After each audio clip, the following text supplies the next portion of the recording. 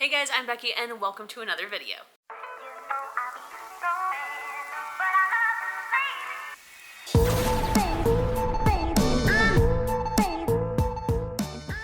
Today I'm going to be talking about all of the books that are coming out in the second half of 2025 that I am super excited to read. These will be books that are being released between July and December. I did do one for the first half of 2025, so I will have that link down below. Me and my tablet are ready to tell you about them, so let's get started. And now we also have a friend joining us as well. Since I am recording this after July 1st, there are two books that have already come out, but I decided to just include them in here in case you didn't know. So on July 1st, we do have A Forbidden Alchemy by Stacey McEwan. This is a new slow burn romantasy from her. I have yet to read a Stacey McEwan book, but I do own Ledge, I think is her first book. I do own it, I have to read it, but this one I feel like I'm even more excited to read. So in this book, we are following our main characters when they are 12. They are taken from their mining town and taken to the glitzy capital city, feeling very Hunger Games already, and they are brought there to test their magic. I'm assuming everyone is brought to the city at the age of 12 to be tested for how much magic they have, and then depending on what they have, it determines their career. Those who pass the tests are considered powerful magic wielders and are called artisans in this world. And it is widely believed that you are born an artisan. You are born with magic, you are tested for how much you have, and then you become an artisan if you have a lot. But our main characters end up finding out that artisans are chosen, not born, and it kind of fractures them to being on different sides of this rebellion. Now, the male character is going to be in the rebellion. Our female character, I don't know if she's anti-rebellion or if she's just more like, let's get more information or scared to rebel. I'm not positive because I have not read the book. But it seems like they're going to be on opposite sides. They're going to face each other years down the road. So we're not following a 12-year-old. This is, in fact, an adult book. And fated mates are coming into play some sort. I know that there's also like a third character who could also be a love interest. So I don't know if there's going to be a love triangle, if there are fated mates. Who the fated mates are, I'm not sure, but it does sound really interesting. It feels very like Hunger Games meets magic, and I'm currently rereading Hunger Games, so this sounds fantastic. The other book coming out is Blood in the Water by Tiffany D. Jackson. This is a middle grade murder mystery that is being described as Jaws for a new generation, and I don't need to know any more about it. I personally have not read many tween books, and I would like to kind of try some because they have really, really cute covers. They usually have really good premises. So I kind of want to try some out, and I think that this one is one that I'm very much more likely to actually read. I love Tiffany D. Jackson, and there is another release that we'll be talking about later in this video. So when I heard that she had a tween book coming out, I was definitely intrigued. The whole Jaws premise really gets me, so maybe I will actually get to this. On July 15th, we have A Witch's Guide to Magical Innkeeping by Sangu Mandanna. Now, I do have in my notes that I'm not sure if this book is actually going to come out on the 15th, but I do now have more information that it will in fact be coming out on July 15th. So if you have no idea of the saga and drama surrounding this book, I only know a small amount. I have not dived into like the full drama of it. But this is the author who wrote The Very Secret Society for Irregular Witches. I read it with my book club last year. We all loved it. So excited to read her second book. And supposedly this is not a sequel to that book. I don't know if it's in the same world because the description very much sounds similar to something that happened in the other book. So I don't know if it's in the same world but just not direct sequels, or if they're completely separate. But we were all very excited because we read this book, I want to say we read this book a long time ago. I want to say we read this book last year in like March, I want to say. And we were super excited because this book was supposed to be coming out, I think like 2 or 3 months later. And then the book release got pushed to the fall. And then the book release got pushed to the spring of 2025. And then the book got pushed to July of 2025. So I was convinced this book ain't coming out. Not coming out. I've had it pre-ordered for the library the entire time because I am the adult librarian. And so when I was making my notes, I was like, I'm going to include this, but I'm definitely saying, who knows if this book is actually going to come out. Now, when I said that I know some of the drama, that's the extent that I know. I don't know the reasoning behind the constant moving date. I don't know if it's on the publisher, if it's on the author, what was going on. I just know it just kept getting pushed. Today is Sunday, and on Friday, before I left work, a package showed up and it was my pre-ordered copy of this book for the library. So I can confirm for a fact that this book is real, it exists, and it is coming out on the 15th. I did open the book to see if there were words inside of it and not blank pages. I did not double check that they were actual words and not like Latin placeholder text, but I'm gonna assume that real words are inside of it. So this book is in fact coming out. It has a very similar witchy, cozy fantasy feel like her first book did. It is following a magical innkeeper. It did talk about something about like her aunt being passed away and her body being found, and something similar happens in her other book. That's why I'm like, are these related? I don't know. But I'm so happy that it's actually coming out and I can't wait to read it. On July 22nd, we have The Pack by Z.E. Taylor. This is book 3 in the Moonblood saga. These are books that I have been getting sent for review since book 1, and I have really been enjoying them. In book 1, which is called The Pack, we are following a main character who is in an abusive relationship, and she is running away from her partner, and she ends up getting violently thrust into the werewolf world. Now, you can make your own conclusions because I don't want to spoil anything, but that is basically like the setup for the series. And something that I found very unique about this series and what I really like is that it is dealing with some tough topics. Like I said, she's in a very abusive relationship. She's on the run. She's hiding from him and then thrust into this magical world. So we're dealing with serious topics while also having a place that you may or may not be kind of like comfortable and familiar with. If you have read werewolf books in the past, we have like some werewolf lore. We have some vampire lore also happening throughout the series. And then we do eventually like start to come to a possible romance, but as of the end of book 2, we still do not have like a definite romance, which I really appreciated. I know that this girl deserves love and care and attention, but I don't love it when we do have like this very toxic, abusive relationship and then they're just thrust into another relationship. Like, this girl needs time to heal, to find herself, and then move forward, and that is how the book is going so far, and I just really love that. I really appreciate that. It's just lovely. There is found family. It's just a great series, and you should check it out.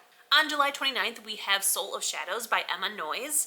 This is a book I don't think I have heard of before looking up books for this video. It is described as a thrilling Norse mythology-inspired contemporary romantasy.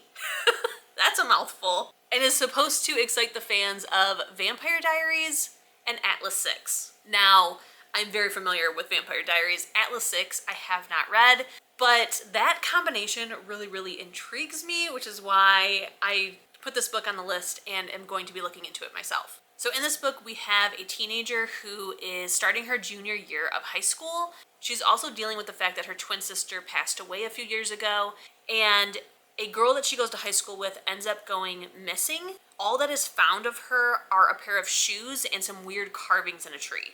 Our main character decides to start investigating this as a way to kind of like distract herself from her sister's death. And of course, she starts to investigate the new boy in town who is mysterious while also alluring, but won't answer any of her questions. And she eventually ends up stumbling across this secret magical world. And it is described as a world hiding in plain sight made of magic, gods, monsters, and a first love fated to fall apart. Now, like, the whole premise is intriguing me. Like, at first I'm thinking it's kind of like a mystery thriller, then you're introducing magical elements and a fated romance. Like, this sounds great. I don't know how this hasn't stumbled across my sites before, but I'm excited it has now. On August 5th, we have Accomplice to the Villain by Hannah Nicole Maehrer. This is book 3, To Assistant to the Villain, which is an amazing, cozy fantasy romance that I cannot recommend enough. I absolutely love book 1. I still need to read book 2, but I decided to put book 3 in here because I am just really excited to get the chance to finally catch up on the series. I think I'm going to reread book 1 because I just loved it that much and I now own a physical copy. But this is such a like funny, lighthearted, cozy vibe. There is romance, there is magic, there is a magical talking but not talking frog. It's just lovely and everyone should read it. On the same day, we also have The Fallen and the Kiss of Dusk by Carissa Broadbent. This is book 4 in the Crowns of Neaxia world. Book 1 is The Serpent and the Wings of Night, which I read earlier this year and absolutely loved.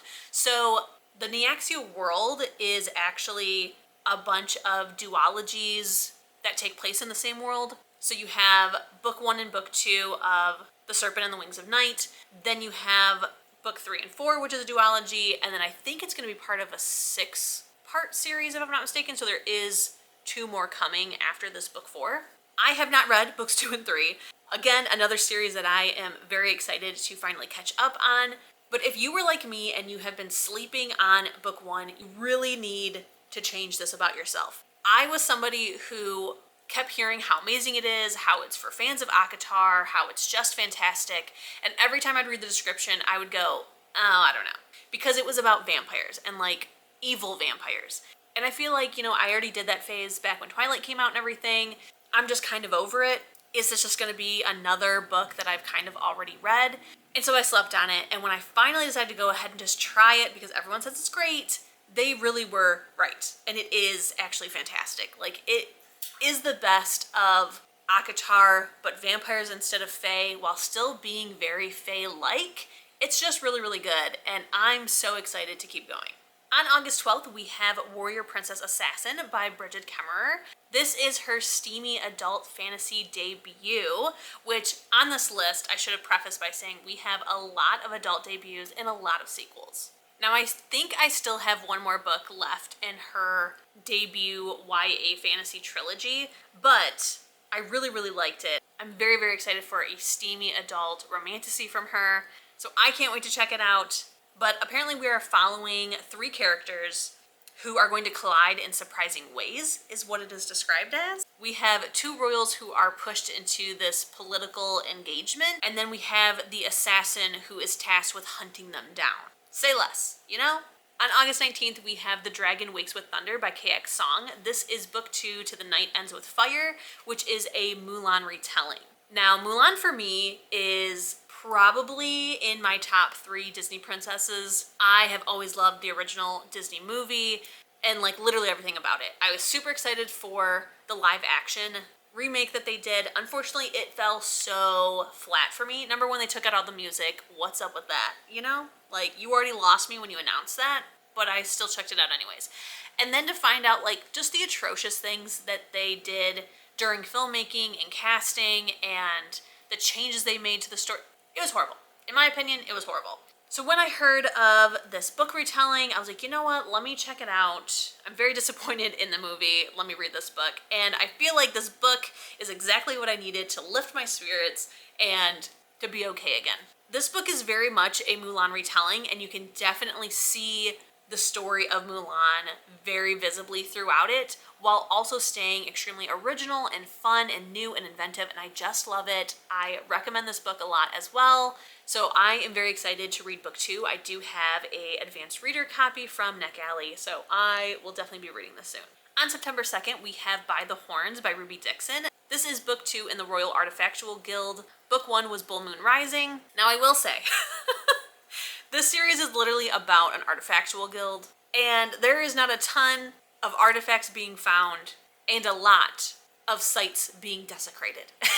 So it's following, the series at its whole is about this artifactual guild, which is a group of like archaeologists finding magical artifacts. And then you throw in some romance, some spice, and some smut.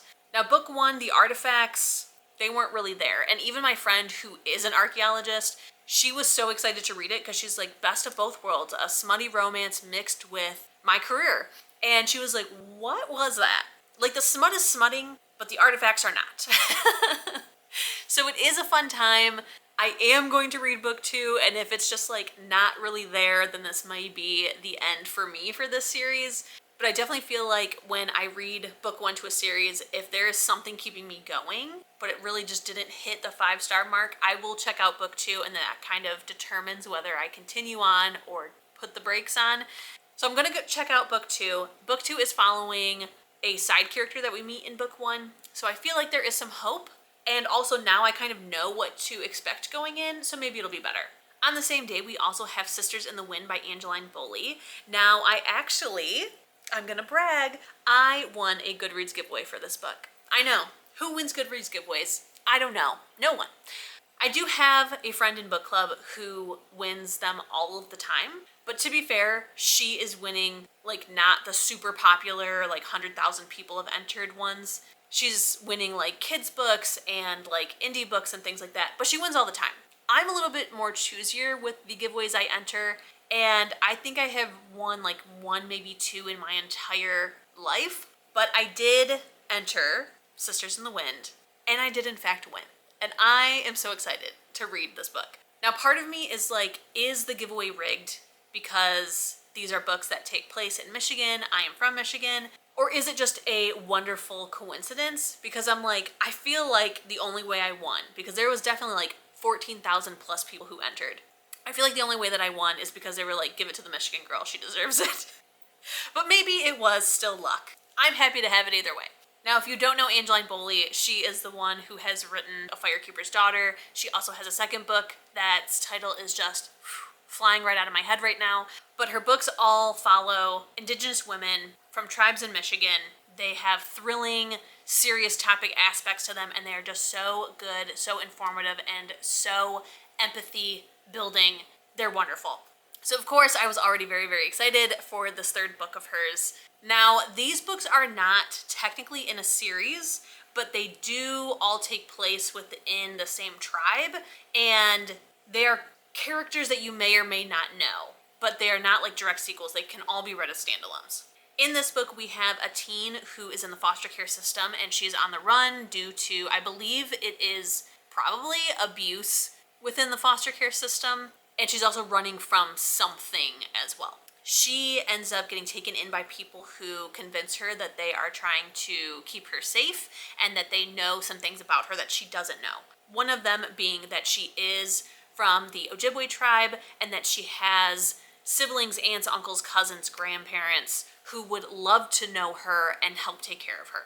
Now, the only problem is that she does have some secrets of her own, which are threatening to swallow her whole and ruin the future that she has always dreamed of because somebody is following her. And if that doesn't have you gripped, I don't know what's wrong with you. The Entanglement of Rival Wizards by Sara Raasch is also coming out on the same day. This is described as a enemies to lovers fantasy academia rom-com that is Ali Hazelwood meets Dungeons and Dragons. In it, there are rival grad students who are forced to work together without killing or falling for each other. Now, this does sound quite a bit like Book 2 to A Nightmare Before Christmas, but it is about Fae, and I don't know. They sound very similar, but I absolutely loved those books, and I feel like if she wants to take that same premise and just like tweak it to be even better than it originally was, I'm here for it, and that's fine. I do also have an advanced listening copy of this book, and I'm pretty excited to listen to it. And then finally, for the same day, we also have Wild Reverence by Rebecca Ross. All right, my battery died, so if it's slightly different, so sorry. Let's get back into it. Okay, so Wild Reverence. I honestly do not know a ton about this book. Even after reading the description, I still couldn't fully understand what this book is about in order to condense it for my notes for this video. But what I do know for a fact is that this is the author who wrote Divine Rivals and Ruthless Vows, and I'm good. That's all I need to understand and know. So what is this book about? I don't know, but I will be reading it. On September 9th, we have The House of Quiet by Kiersten White. I have not read a Kiersten White book in a long time, but I'm very excited to read this one. Now, The House of Quiet is a place that sits in the middle of a deadly bog and is where children whose procedure triggered terrible powers are sent to be cured and live, I guess. The problem is that nobody knows what the cure is for these kids or where they go after they're cured, and our main character's little sister was sent there, and she has not been seen or heard from since. So she goes in disguise as a maid to try to find her, and what she discovers, terrifying threats and devastating truths, forcing her to confront just how much she's willing to sacrifice to save her own sister. And I'm like, whoa. There is a book, I cannot remember who it's by, but the cover is like a girl with red hair, her hands are holding like a blue amulet or something, and it was about these foster kids who have powers, and it's like a government conspiracy kind of thing, like they can't leave or escape, and they're like being studied. This book really reminds me of that, but maybe even worse, so I'm ready. On September 16th, we have We Met Like This by Kasie West. This is her adult rom-com debut. Kasie West is very widely known for doing contemporary romance for teens, and I am so excited for an adult one. The premise also sounds really, really cute. It's about a girl who gets matched with a guy on a dating app. They go on the date. It is horrible. And she continues to be matched with him on like every dating website she goes on. And now I'm not sure if they end up deciding to just give it a second chance, if there's like a meet cute or they just see each other randomly one day or what, but for some reason they are thrust back into each other's lives, and I'm going to assume that they are in fact soulmates. So that sounds super cute. I love an adult debut. I feel like all of the authors who I absolutely loved as a teen, they are now like making the shift with me into adult fiction, and I'm just here for it. On September 23rd, we have The Primal of Blood and Bone by Jennifer L. Armentrout. This is book 6. Yes, 6 in the From Blood and Ash series. And the only reason that this book is on this list is it's serving as a reminder that I need to get my shit together and catch up in this series. I think I have read maybe 4 books, I think, in the series. And there is also the prequel spin-off as well, which I think has a comparable amount of books. And the problem is that I feel like I stepped away from this world for a little too long, so now I'm a bit lost and I need to like go back and reread all of the books. I don't know if I want to wait until they're all released or just, you know, catch up as fast as I can and then continue going. But the problem is that I don't think that you can, I mean, maybe you can, I don't know, but I feel like you can't just read all of one series and then all of the other. I think you're supposed to be reading them in the intended publication order, because I know from the ones that I have read, like, yes, the spinoff is a prequel, but you're, like, the knowledge that you don't really know in the main series, you kind of find out in the prequel, and then you find out stuff that will change the future for this main series, so it's like, you kind of have to read them together. So I need to just get my shit together and read these books. We also have What Fury Brings by Tricia Levenseller. This is also her adult debut, which I am thrilled about. It is a sexy, empowering romantasy that takes place in a women-run society, and the queen has died, and we have this warrior general who wants to take the queen's place. And I'm not sure like what the political dynamic in this society is. I don't know if she's a direct ascendant or if there's like tasks to complete or it's just whoever's the strongest. I don't know. But I do know that in order to take the crown, she has to have a husband, and she currently does not. The other problem is that because this is a female-ran society, men are a scarcity. So she decides that she's going to kidnap a man and train him how to be her husband. But she doesn't just kidnap any man, she kidnaps the second-born prince of their greatest enemy. Now, he is known for his looks and sweet, docile temperament. However, he has disdain for this female-led society and her. But, of course, the more that he gets to know her, the more that his thoughts get muddled and he doesn't know whose side he is on. So this just sounds exactly described. Sexy, empowering, fun, and I am just so ready to read it. We also have Alchemized by SenLinYu that is coming out. If you have not heard of Alchemized or it sounds familiar, you may be more familiar with the book Manacled. Manacled is a Hermione fanfic that was put up online. It got hugely popular and it is now being traditionally published. Now, I will warn you before you get too excited, there are some major trigger warnings for this book. For sure for Manacled. I don't know what changes have been made for Alchemized, but in Manacled there are some serious triggers, some of which are usually hard-nosed for me, such as dubious consent. However, I have my best friend who is completely obsessed with Manacled. It's her entire personality. She has been destroyed by this book and she desperately wants me to read it. I then also have somebody who I follow on Instagram who started a historical romance book club a few years ago that I joined, and we have very similar tastes in most of the books that we read. She has just read Manacled and is obsessed. It's her whole personality. She's been destroyed. So I feel like somebody who has similar taste to me and does read similar books to me who's obsessed, and then my best friend who does not read these kinds of books is also obsessed. I'm gonna go ahead and just try it out, even though these triggers are usually a no for me. So I do have Manacled. I did download it before it was taken down, and I'm planning on reading that before Alchemist comes out. Now that is the basis for what Alchemist is about. However, you cannot traditionally publish a fan fiction because there is copyright issues of the original work and trademarks and whatnot. So she has had to completely rewrite the book with all new characters, a whole new world, and with fan fiction, you already have this like world and background that people already know and understand and can fall back on, so you can just be dropped into a world and already know what's going on. You don't have that now with Alchemist. So she had to completely create a new world. So I'm very, very excited to read both of them to see like what changes have been made and also like how did she even go about this, and is it different enough, or is there still some things that you're like, this seems like Harry Potter, so I understand what's happening. I don't know, but I'm very excited. To the point that me and my best friend are going to be going to the midnight release that Barnes & Noble is doing for it, so here's to hoping I love this. On October 7th, we have The Scammer by Tiffany D. Jackson. This is the teen thriller that I mentioned earlier. Now, the books by Tiffany D. Jackson that I really, really fuck with and are so good, and I'm always like, yes, I need it, I will be reading it, are her rip-from-the-headline thrillers. And this is another one of those.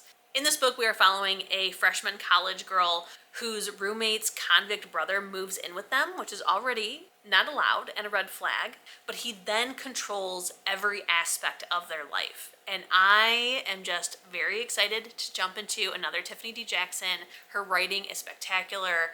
It is, like I said, a rip from the headline, so there is like this kernel of truth to it, as well as just her amazing writing. Next, we have Alchemy of Secrets by Stephanie Garber. This is also her adult debut. And if you don't know, she is the author of Caraval and Once Upon a Broken Heart. In this book, our main character has always believed that magic is real. She ends up coming across a local legend in real life, and he's supposed to be somebody who can tell you when exactly you're going to die, and she finds out that she has 24 hours to live unless she finds this magical artifact. As she is racing against the clock, collecting clues, trying to find this thing that will save her, she finds out that all of the people in this new intoxicating world have been lying to her. And this very much feels to me like a Caraval-esque book. I don't know if it's still in the same world because Once Upon a Broken Heart was also in the same world dealing with some similar characters, or if this is totally brand new because it's her adult debut. But either way, I'll check it out. Next is probably my most anticipated book on this list, maybe ever, and that is Mate by Ali Hazelwood. This is the book that I thought Deep End was, you know, in the video that I made for the first half of this year, where I was like, hey, I totally thought that this was book 2 to Bride, but it turns out after prepping for this video, it is not.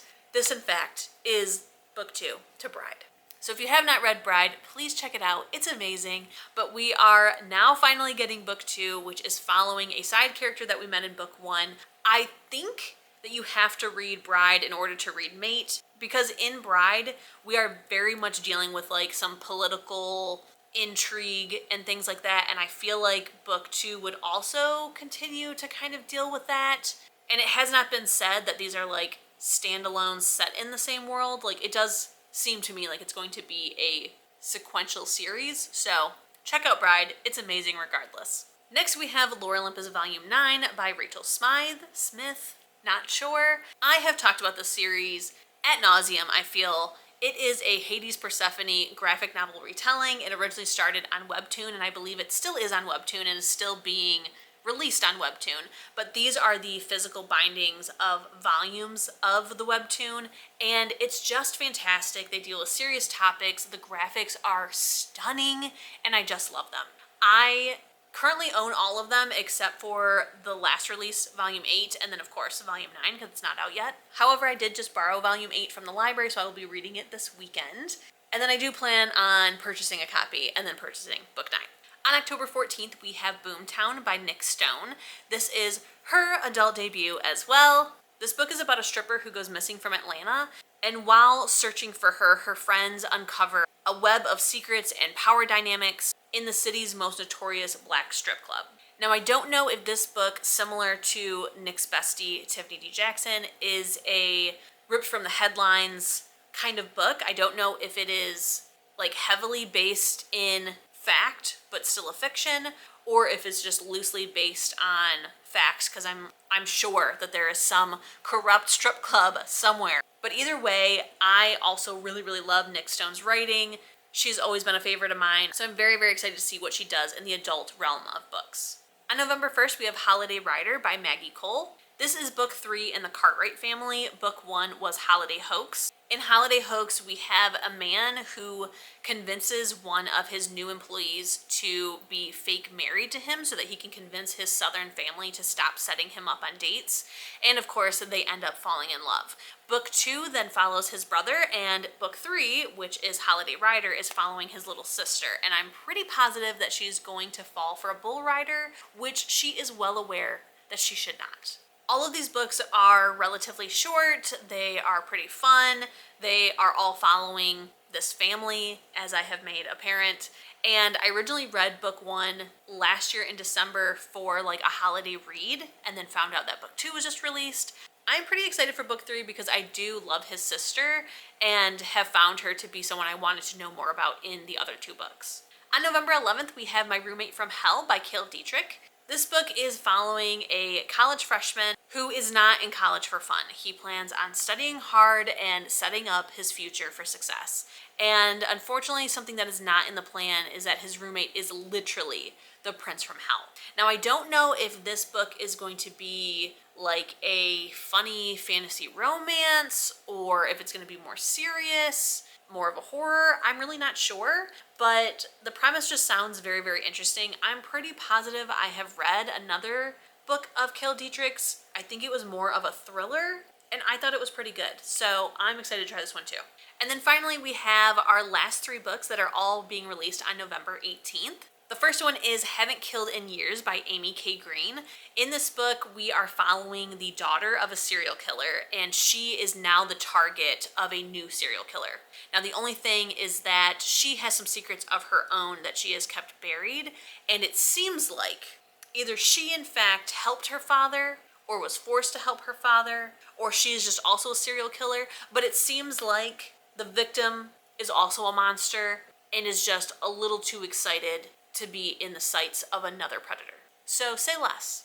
The next one I will be reading straight from my tablet because I don't think I can get this title and the author's name straight, which is Violet Thistlethwaite is Not a Villain Anymore by Emily Krempholz.